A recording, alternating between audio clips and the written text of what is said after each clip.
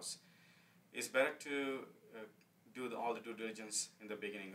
What I mean by is talk to a mortgage broker. We advise you to talk to a mortgage broker. Make sure that you're qualified with a mortgage, because that's very important. Because nowadays that a lot of new rules being changed on the mortgage field. So we just want to make sure that everything goes smoothly for you when you're buying a house. If you're selling your house and buying another one, you have a choice. Either you can sell your house first, then you can go for the buying another house. When you buy another house, and also when you have a house to sell, then in case your either process get delayed, you end up in carrying two mortgages.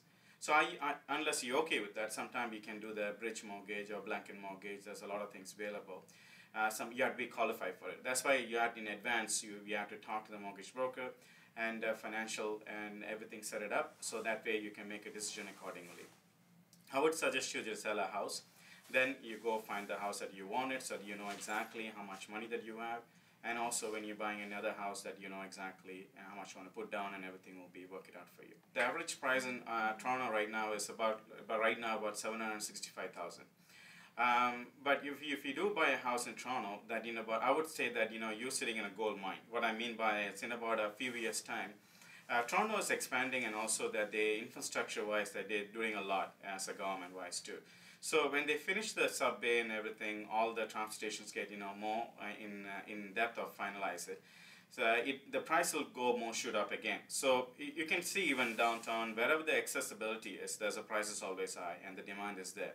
So if you are getting in a house in the Toronto area, like I said, you are sitting in a gold mine. You are for sure to make a profit out of it in the future. And also accessibility-wise, that you might be thinking that you're paying a little bit more Toronto-wise, but it's also offset on the traveling cost and also all the insurance costs. Property tax is a little bit more lesser compared to other regions. So it actually will help out you in the future as a home ownership, and also investment point of it too. Like in the investment point of it, if you're going to end up in making a little bit more for your buck than any other places that you're going in. 2016 was a strong market, but 2017 it might be strong. We all know by end of the January we can see a little bit more on it.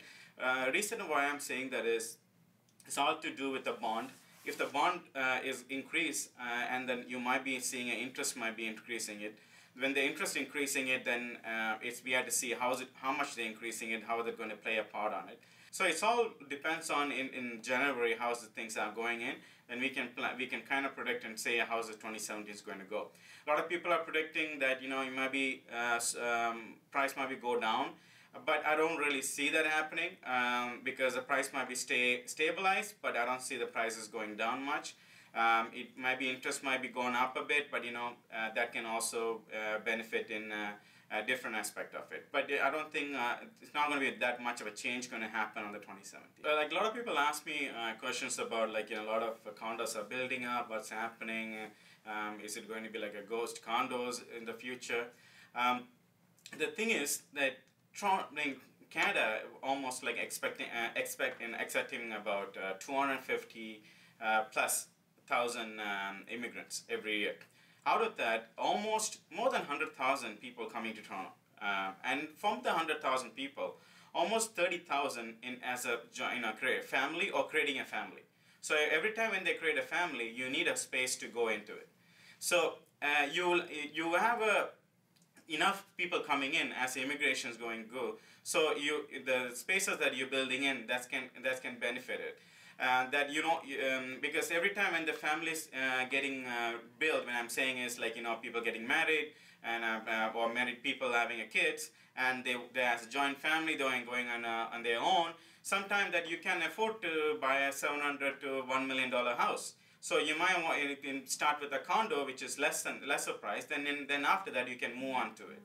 So that way, that the condo market is not really going to go down much of it, because in the future you might see condos will be more affordable for the younger family who's starting up. Then they can branch out to the other places. Toronto is the only place.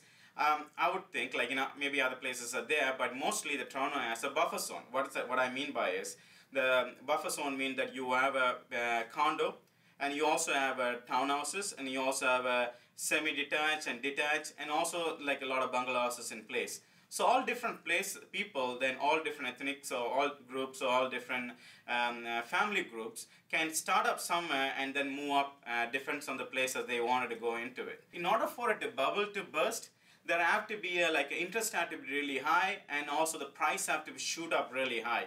And both things happen within a couple of years, then you might see the bubble bursting. But you don't see interest going up really high, and same time the prices are going really high either. That we are experiencing about price increase about anywhere between 8% to anywhere between 15%. That's where the increase is going on. Unless you see an increase of suddenly 20+% on the increase, and also interest got shoot up right away, then you'll see a bubble bursting up soon. But that's what happened in the previous trend. But this trend is not like that is happening. So it might be a bubble start bursting, but it might be it's calm down and go steady in the future. I'm doing this for 10 years, and I meet a lot of people, and every day I meet a lot of people everywhere. And it's a relationship building. You have a good relationship building with a lot of people. You get to know a lot of people. You also learn from the people. You're always learning from them, and that's always learning. So I like making, helping people, and more or less, is a final thing I would say is I love making the people making more money. I love making money, same way that I wanted to help other people making money, and I want my investors and all the people around me that increase their wealth. And that's this portal that helped me to do that for them. So I enjoy it.